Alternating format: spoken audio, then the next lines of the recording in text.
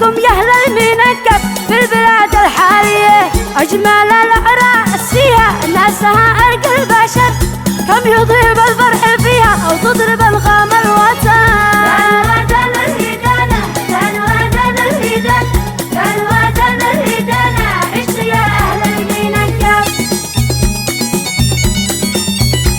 مع تحيات فرقة الزهور الموسيقية بقيادة الفنانة زهور يحيى الحبابي.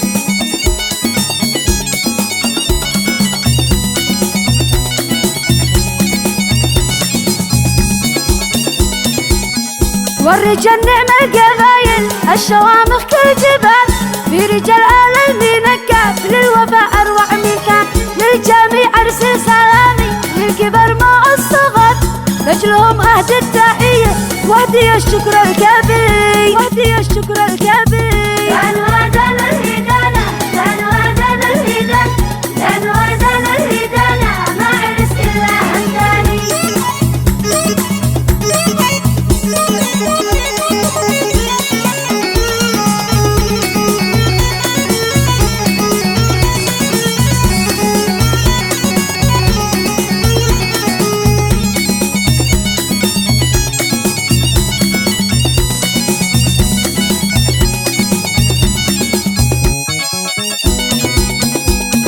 تزور على المنكب تشعر انك في بلادك والبساطة في الاهالي ما ينساها فؤادك. دام ربي طيبة الناس والوفا طول السنين دامهم ربي جميعا في المكانة عالية.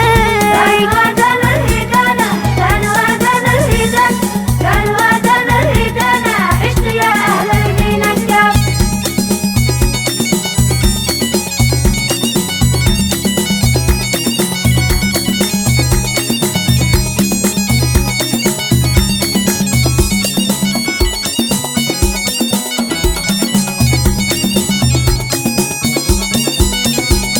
والسلاف الحسنى حالي والأوادم طيبي بين كل الناس يبقوا في المزايا تالي كلهم طيبة وفيهم الكرم وقوى الخصال يكرموا من هو يجيهم يسعدوا وقت الوصال. كانوا أذان الهدانة كانوا أذان الهدانة كانوا أذان الهدانة ما عرس إلا همداني.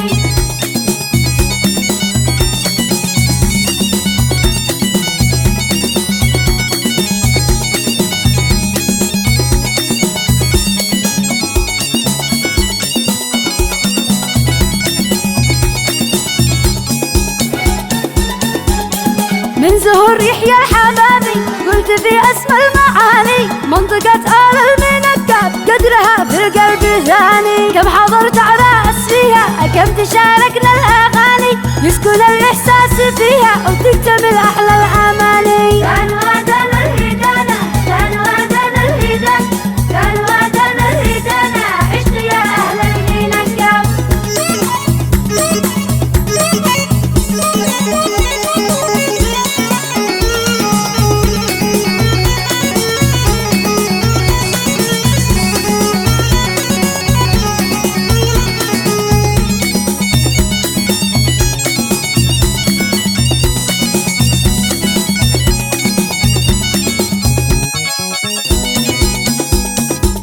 كلهم طيبة وفيهم الكرم وقوى الخصال يكرموا من هو يجيهم يسعدوا وقت الوصال. دام ربي طيبة الناس والوفا طول السنين دامهم ربي جميعا في المكانة عالية.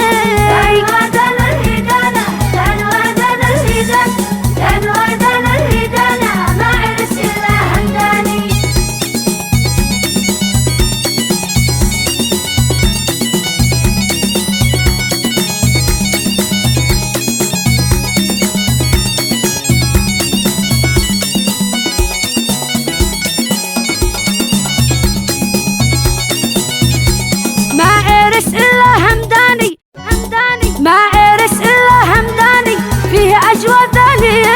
عندكم يا أهل المنكب في البلاد الحالية أجمل الأعراس فيها ناسها أرق البشر كم يضرب الفرح فيها أو تضرب الغام الوطن. كانوا أذان الهدانة كانوا أذان الهدانة كانوا أذان الهدانة